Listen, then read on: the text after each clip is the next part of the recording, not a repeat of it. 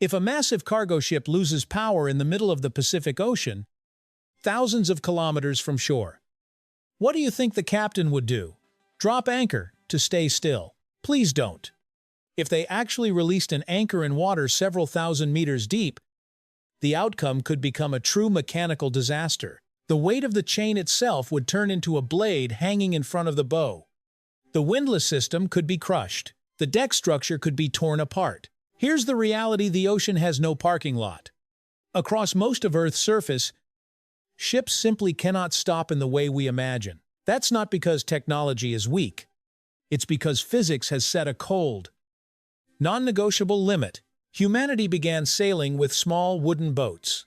In the ancient Mediterranean, Greek and Phoenician sailors only needed to tie a large stone to a rope and drop it overboard. Coastal waters rarely exceeded a few dozen meters in depth.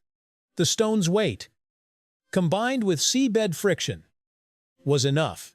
As the Roman Empire expanded trade routes, iron anchors began to appear. Two fluke designs, resembling giant forks, allowed anchors to bite into sand or gravel. Shapes changed.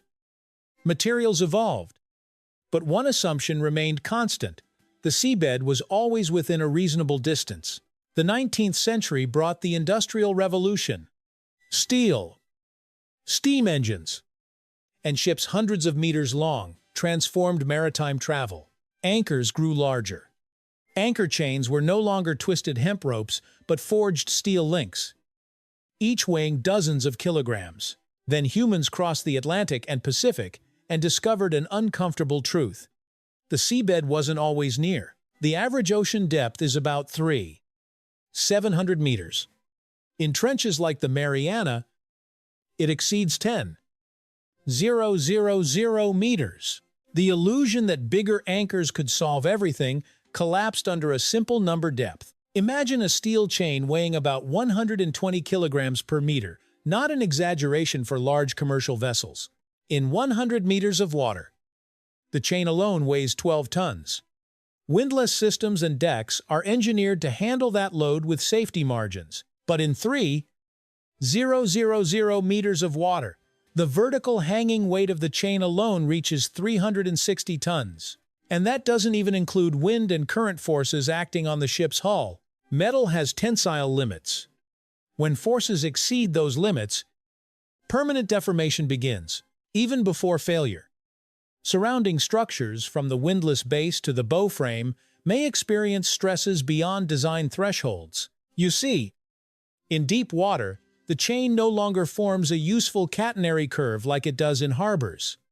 It hangs almost vertically. The advantage of force distribution disappears. Loads transfer directly to the anchor and back to the ship. Dropping anchor in those conditions is like hanging hundreds of tons of steel from the bow of a drifting vessel. Gravity becomes a scythe, cutting into the very mechanical systems humans worked so hard to build. So, what do ships do when they lose propulsion in deep ocean waters? They drift. It sounds counterintuitive. A machine worth hundreds of millions of dollars, carrying thousands of containers, simply allows itself to move with the current. But in reality, free drifting can be safer than trying to stay still with the wrong solution. Major currents like the Kuroshio in the Western Pacific or the Gulf Stream in the Atlantic can carry a vessel dozens of nautical miles per day. This creates risks, navigation errors, schedule disruptions, even potential collisions near busy routes. Yet, from a mechanical perspective, drifting without concentrating stress on a single fixed point is often less dangerous. Waves lift and lower the ship. Wind pushes it along. No anchor point is tortured by the full combined force of nature. This vulnerability may sound embarrassing, but it reflects an ancient principle. Survival isn't always about resisting everything. Sometimes it's about minimizing damage while waiting for a chance to recover. And this is where everything changes. When the offshore oil industry began drilling in deep waters in the late 20th century, drifting was no longer acceptable. A drilling vessel cannot wander. It must remain precisely above a seabed target only a few meters wide. The solution wasn't a larger anchor. It was abandoning the anchor altogether. Dynamic positioning technology was born. Using GPS, accelerometers, gyroscopes, and computer control systems. The vessel constantly calculates its position relative to a target coordinate. Multi-directional thrusters around the hull operate continuously, adjusting thrust every second. Instead of clinging to the seabed, the ship fights the water itself to stay in place. It never becomes perfectly still. It makes constant micro-movements to compensate for wind and waves. The evolution here wasn't about building a bigger anchor.